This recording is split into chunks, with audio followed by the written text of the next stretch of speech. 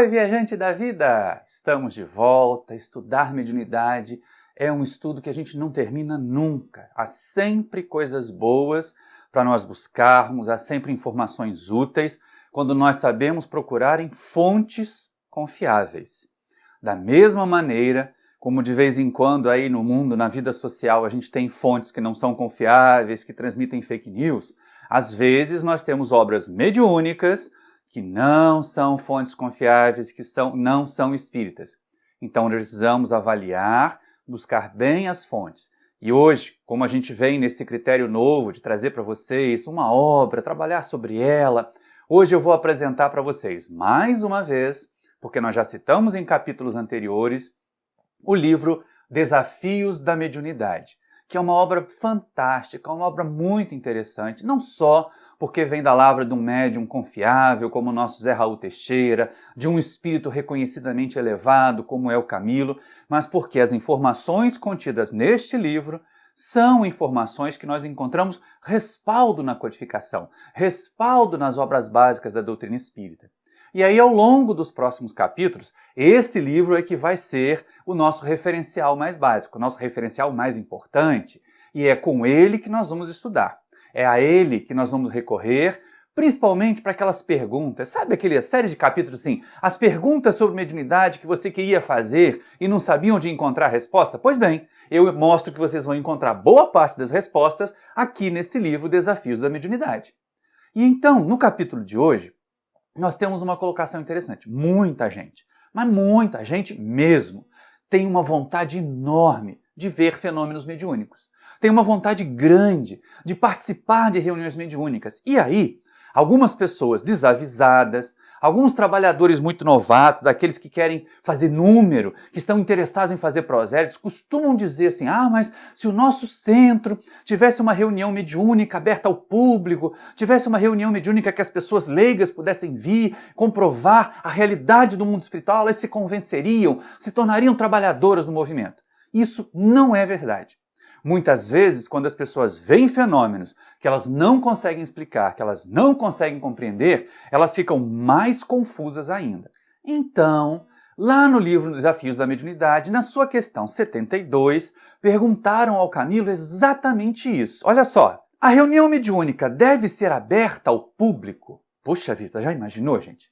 E eu me lembro ainda, em tempos mais remotos, lá na década de 1970, quando eu comecei a frequentar centro espírita, ainda tinha muita gente que fazia reunião mediúnica pública. Na verdade, a primeira reunião de educação mediúnica que eu participei, ela acontecia num sábado de tarde, às 5 horas, e qualquer um que chegasse, porque ela era no salão do centro, qualquer um que chegasse, sentava ali e assistia.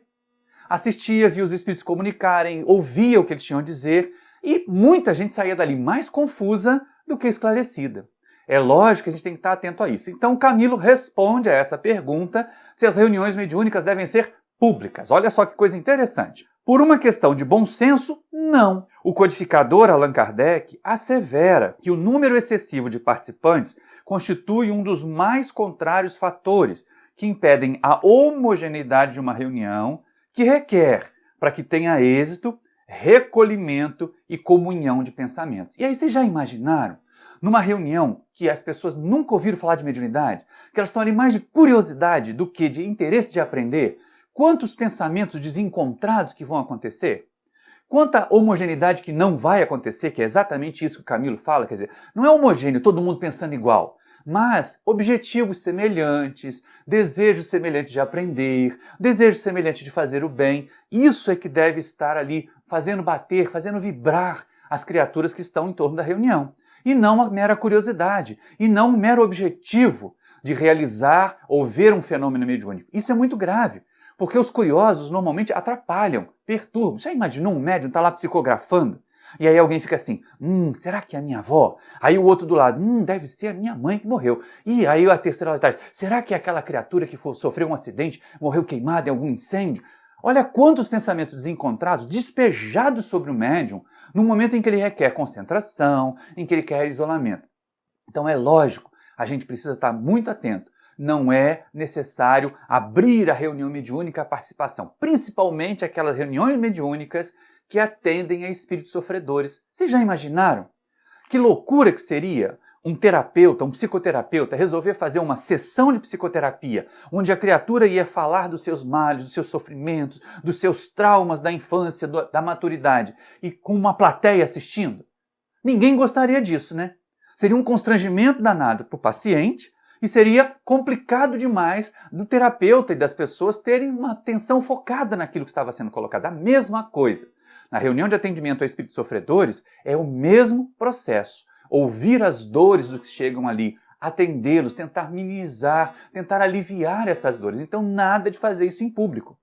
Ah, mas no meu centro tem um médium que senta lá na cabeceira da mesa e psicografa. Ele também está exposto ao público a esse monte de pensamentos desencontrados, mas é diferente.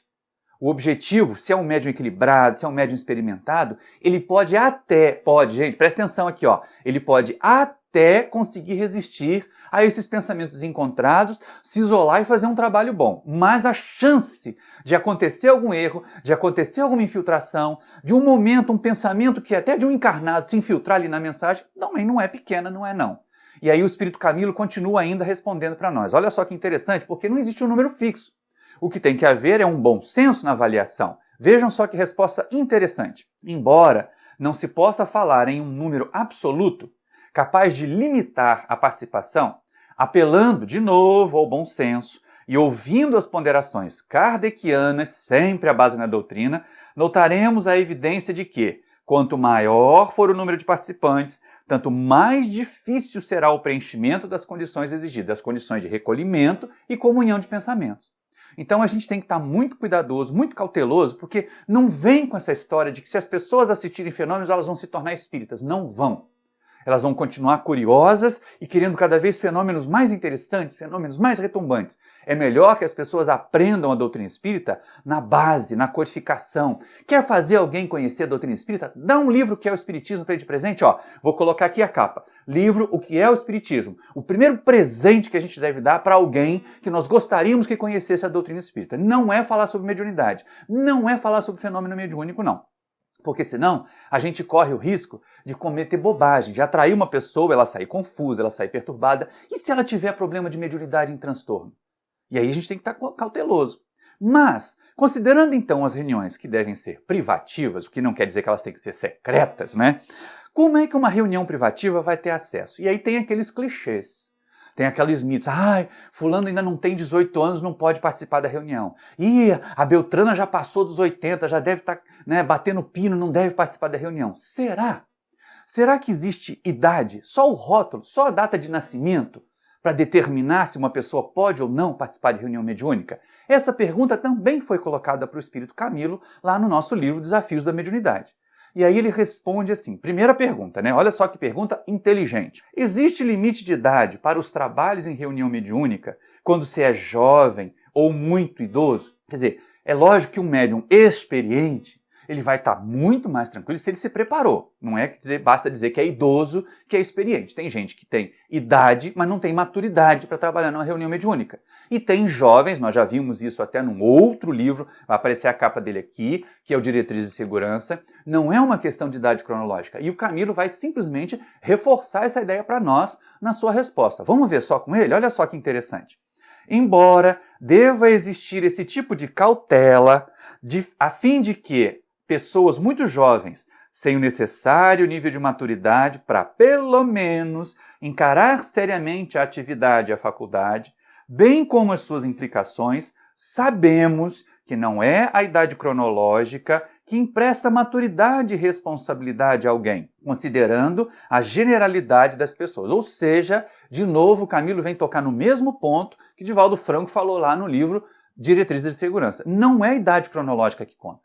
Mas a questão colocada antes é importante. Quer dizer, a gente tem que ter cuidado na admissão de pessoas às reuniões mediúnicas, e aí, no critério de idade, não é exatamente a data do nascimento, mas o que acontece, como essas pessoas estão, como elas se comportam, tudo tem que ser analisado, caso a caso. Não pode ser aquela coisa assim, um rótulo, a partir de tal idade pode, a partir de tal idade já não pode mais, porque está idoso. Gente, tem jovens, muito jovens, que conseguem ser muito responsáveis. O Camilo fala isso também lá na resposta. E tem médiums muito idosos, muito experientes, que continuam com a mente lúcida, que continuam atentos. Então não depende da idade cronológica. Mas, na generalidade, como o Camilo fala ali, é frequente que os muito jovens estejam ocupados com tanta coisa à volta, com os apelos profissionais, com a formação na universidade, com os estudos, que eles não têm o tempo necessário, a maturidade necessária para encarar a responsabilidade de um trabalho mediúnico.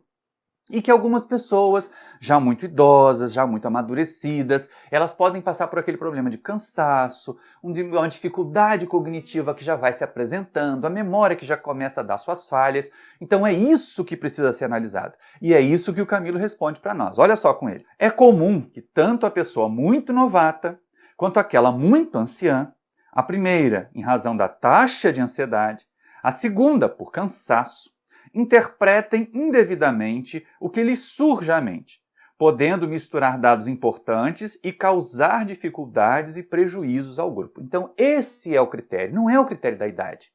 É o critério se a pessoa consegue lidar com essas informações, lidar com esses conhecimentos que vão transitar ali com as vibrações, com os pensamentos dos espíritos que são sugeridos a ela. É isso. E é lógico que a gente não vai colocar na reunião para ver se consegue lidar e depois tirar. Então tem que ser feita uma análise antes. Quem tem a responsabilidade, os dirigentes de reunião mediúnica, viu? Fica atento aí. Se você é dirigente de reunião, pensa nesse critério, vai lá estudar o livro Desafios da Mediunidade mais uma vez, que provavelmente você já estudou, mas estuda de novo, passa de novo por essas questões, para a gente poder rever esses nossos critérios. Como permitir que uma pessoa tenha acesso à reunião não é apenas por critério de idade. Concluindo a resposta do Camilo, ele vai dizer o seguinte para a gente, chamando a atenção exatamente sobre isso. Os cuidados necessários não devem se desapegar do bom senso requerido por parte daqueles que têm a tarefa de abrir ou não as portas da reunião a esses companheiros. E essa é uma questão que a gente tem que estar bastante atento. Pondera, pensa, reflete, não se torne aquela criatura que não, só vai entrar se a espiritualidade determinar. Isso não é uma coisa legal. Lá no livro Diálogo com as Sombras, o amigo Hermínio Miranda, que já está no plano espiritual, mas quando ele escreveu ele estava encarnado, ele sugere que nós tenhamos essa responsabilidade, a autonomia da análise, pôr o nosso pensamento, pôr o nosso conhecimento e não transferir a responsabilidade para a espiritualidade. Por quê? Porque se houver um erro na interpretação da mensagem mediúnica que autorizou uma pessoa a entrar na reunião e essa pessoa fizer bobagem, essas pessoas que são acomodadas, a culpa é do espírito. Foi o guia que mandou. Será que esse aí era um guia mesmo? É o que deveria ser questionado. Agora, quando a responsabilidade é nossa, a gente vai ter cuidado, a gente vai ter critério. E um outro critério, essa eu ouvi muito, essa eu passei aperto algumas vezes, quando eu estava na direção de tarefas mediúnicas, lá nessa primeira casa que eu trabalhei, porque as pessoas não tinham um entendimento aprofundado da doutrina. Eles não percebiam que mediunidade, que espíritos atrasados não se invadem a gente. Eles não têm essa predominância toda. E principalmente o médium, quando se coloca a trabalho, quando se coloca a serviço, tem a proteção dos benfeitores espirituais. Então, naquela casa era frequente o costume de assim, a companheira, trabalhadora da mediunidade, mas ela engravidou. Está grávida, não pode participar. Porque vai perturbar a criança, porque vai causar perturbação, porque vai atrapalhar a gestação. Será mesmo? Será que Deus seria tão imprudente assim de permitir às mulheres esse mecanismo maravilhoso de cooperar com Ele no processo de reencarnação de outros espíritos, sem dar a elas a devida proteção, sem dar a elas o devido cuidado? Sobre essa questão de reencarnação, de gestação, eu vou sugerir que vocês consultem um outro livro, porque ele não é o assunto do nosso vídeo de hoje, que é o livro Missionários da Luz, de André Luiz, em que lá o processo da reencarnação é estudado e a gente vê quanta proteção. Do ponto de vista médico, do ponto de vista da ciência, a gente também tem informação de que a fase mais crítica, a fase mais complicada da gestação é exatamente quando a gente nem sabe ainda que a mulher está grávida, que são aquelas primeiras semanas, que são as da fixação do embrião, que são o início do desenvolvimento, que do ponto de vista espiritual, e agora a gente volta lá com André Luiz no Missionários da Luz, a ligação do espírito ao novo corpo que ele vai habitar, tudo isso ocorre nas primeiras semanas. Então, a gente nem sabia que a criatura estava grávida. Depois que vem a notícia que você vai tirar da reunião, e aí perguntaram para o Camilo, lá na questão 85, se valia a pena, se era uma questão que devia ser considerada. E olha que resposta memorável. Primeira pergunta: mulheres grávidas podem participar de trabalho de desobsessão? E aqui a gente já está falando de uma questão um pouco mais profunda. Não é uma reunião de educação mediúnica, não é uma reunião de aprendizado, é uma reunião de desobsessão, em que vamos lidar com espíritos sofredores, com espíritos que carregam uma carga muito grande de vibrações negativas. Bom, aí vem aquela questão, mas isso poderia realmente prejudicar, atrapalhar. Numa reunião mediúnica séria, com uma médium equilibrada, bem preparada, isso não é um problema. Olha a resposta do Camilo. Desde que a gravidez se apresente sem problemas, quer dizer, do ponto de vista orgânico, do ponto de vista biológico, a gravidez não tendo problemas, não apresentando dificuldades, não havendo risco de descolamento de placenta, de um aborto espontâneo por causa de movimentos, por causa de agitação, né? Se a mulher não tiver problemas com pressão muito alta, com glicose muito alta, não há nenhum tipo de, se não há barreira orgânica, não haverá barreira espiritual nesse momento. Mas aí o Camilo continua. Nada há que impeça. Se a pessoa é merecedora de toda a boa assistência por parte do Criador no seu viver diário e comum, que tipo então de assistência não terá na sua fase de gestação em se tratando de mulher? E olha que coisa interessante, ele joga essa pergunta para a gente refletir. Se nós já somos protegidos no nosso dia a dia, se nós já somos protegidos naturalmente, imagina então uma mulher que está cooperando com Deus para que um outro filho seu, filho da divindade, tenha a oportunidade de reencarnar e evoluir. Ela vai ter uma proteção maior ainda. Ela vai ter um envolvimento maior ainda. Então não há problema. Se não houver barreira orgânica, entendamos. Não há por que imaginar uma barreira espiritual para que mulheres grávidas participem de reunião de assistência a sofredores encarnados. E o Camilo ainda é mais preciso ao dizer isso. Olha só, tanto o trabalho da passividade mediúnica quanto as demais atividades da reunião serão muito bem desenvolvidas pela gestante, até o período em que já demonstre cansaço, pelo tempo que passará sentada, quando o bom senso mostrar que se lhe está tornando sacrificial a atividade. E aí vocês perceberam que o problema aqui não é espiritual? A questão aqui é que surge uma barreira física, uma barreira orgânica. Quer dizer, ao avançar da gravidez, a mulher fica com o ventre volumoso, fica com a bexiga pressionada, não consegue ficar sentada há muito tempo, o bebê se mexe demais. É nessa hora que o desconforto orgânico sugere, o bom senso sugere, que ela não vai conseguir se concentrar o suficiente e aí o afastamento da reunião é necessário. Mas isso aí quando for lá no finzinho. Quando a gente já estiver naquela situação de que o parto está chegando, de que o bebê se mexe demais, de que não tem o conforto necessário para manter a concentração durante a reunião. No mais, gente, nenhum problema, nenhuma dificuldade em permitir que uma companheira que está grávida, que é colaboradora, porque já imaginaram que coisa constrangedora? Você está grávida, recebe de punição se afastar da reunião mediúnica que gosta tanto, onde colabora tanto como médium. Não façamos isso não, tenhamos o bom senso que o Camilo sugere. E é sobre o bom senso que o Camilo sugere, e que outros amigos espirituais também nos vão pedir, que nós vamos falar da questão 86. Porque muitas vezes um médium começa a participar da reunião mediúnica e ele passa por momentos de dificuldade. Nenhum de nós está livre de uma invigilância, está livre das nossas próprias imperfeições e de uma infiltração de um espírito atrasado, de um processo obsessivo. E aí muita gente diz assim, não, mas você vai para a reunião porque lá você vai tratar o seu obsessor. Você vai doutrinar ele, o dirigente vai doutrinar, ele vai se afastar, é para curar a obsessão mesmo que a gente bota você na reunião. De jeito nenhum. Olha o que perguntaram para o Camilo na questão 86 do livro Desafios da Mediunidade. Deve-se permitir ao médium obsidiado participar da reunião mediúnica ou afastá-lo seria mais conveniente? Porque também é doloroso. Você chega assim, olha meu irmão, você está obsidiado, olha minha irmã, você está obsidiado, você tem que ficar um tempo fora da reunião. Mas eu me lembro, lá naquela casa que eu relato sempre para vocês, do meu início da tarefa mediúnica, tinha uma companheira que ela tinha todo um histórico de infância e adolescência com transtornos psiquiátricos, de inclusive internação e ter que tomar medicamento. E desavisadamente colocaram essa companheira na reunião mediúnica para que ela trabalhasse mediunicamente. Ela era médium ostensivo também, ela era médium psicofônico também. O problema é que, com dificuldades psiquiátricas, com dificuldade de manter vigilância de pensamento, pensamentos em ordem, ela permitia muito facilmente a infiltração de espíritos atrasados. E aí, lógico, instalou-se um processo obsessivo. Gente, foi um trauma, porque ela ficou muito triste de ser afastada da reunião, mas estava perturbando a reunião, estava causando problema na reunião. Porque a gente não tinha segurança de que era um espírito mesmo, se era ela, se era o perseguidor dela que estava utilizando dela para poder fazer tumulto na reunião. Então, é muito importante a gente ter cuidado com isso e seguir as orientações que o Camilo vai nos dar aqui. Olha só que coisa interessante. O companheiro da mediunidade, quando tenha sofrido o acidente da obsessão, necessita de cobertura adequada, por meio dos cuidados, do carinho, da assistência fraterna que lhe sejam dispensados, mas fora do circuito psíquico da reunião. Então, sim, um tarefeiro da reunião de desobsessão, por mais doloroso que seja o processo. É claro que a gente não tem que fazer uma caça às bruxas, né?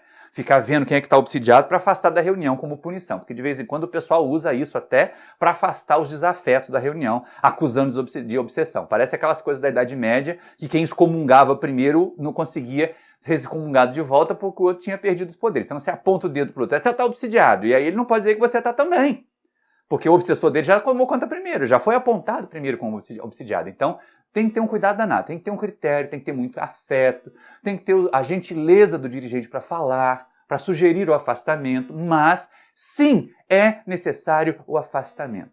Pessoas que estão atravessando momentos de obsessão não devem tomar parte em reuniões mediúnicas. Elas devem se manter na reunião de estudo do Evangelho, elas devem se manter nas atividades de assistência social, da caridade, da visita aos enfermos, que também é uma tarefa muito enobrecida e também é tarefa mediúnica, como nós já falamos em outros vídeos. Afinal de contas, quando você vai lá levar uma cesta básica a um faminto, o guia espiritual dele está te usando para você fazer o bem. Quando você vai visitar um asilo e senta ao lado de um velhinho e conversa com ele, o benfeitor espiritual desse idoso está lá sugerindo para você as tarefas, as frases a você dizer, as ideias a serem transmitidas. Então é trabalho mediúnico, só não é ostensivo, só não é trabalho na reunião. Então é muito importante que a gente entenda, passou pelo processo obsessivo, seria ótimo que a criatura tivesse o bom senso de assim, olha, eu estou passando por um problema, estou sentindo pressão de espírito atrasado, é melhor me afastar da reunião por um tempo. Mas, caso ela não tenha essa percepção, o ideal é que os dirigentes, não qualquer trabalhador, mas os dirigentes, amorosamente conversem com essa pessoa para que ela dê um tempo, para que ela fique um tempo afastada da reunião até se reequilibrar, fazendo o que for necessário para se reequilibrar. Porque tem gente assim, me afastou da reunião, então não volto mais nesse centro. Aí aprofunda mais ainda na obsessão, né? Então o que a gente tem que ter nessa questão, no capítulo de hoje, é esse cuidado. Participar de reunião mediúnica é uma responsabilidade muito grande. E os critérios para que nós participemos têm que ser muito bem considerados e têm que estar de acordo com o bom senso e com a doutrina espírita. Eu espero que essas questões do livro Desafios da Mediunidade tenham trazido ideias para você refletir. Vai lá, estude o livro. A partir de agora, nós já estamos há mais de 30 capítulos citando várias obras. A partir de agora, a cada vídeo, nós vamos trazer uma obra. Mais especificamente, vamos nos concentrar em uma obra, com a ideia, pelo menos com a minha sugestão, de que vocês que estão me assistindo adquiram um livro, vejam o livro, estudem o livro, porque cada obra séria sobre mediunidade que nós estudamos nos faz trabalhadores melhores. Eu gostaria que você, se gostou do vídeo, se inscrevesse aí no nosso canal, acionasse o sininho para receber notificações, deixa um like, afinal de contas a gente fez um esforço danado, mas se não gostou, também pode deixar o dislike. E conta para nós por que você gostou ou por que você não gostou nos comentários aí embaixo. Assim a gente vai estar sempre produzindo material que seja de acordo com a doutrina espírita em primeiro lugar, com a mensagem consoladora que o Espiritismo tem para trazer, mas também com os seus interesses. Tchau, um grande abraço e até o próximo vídeo!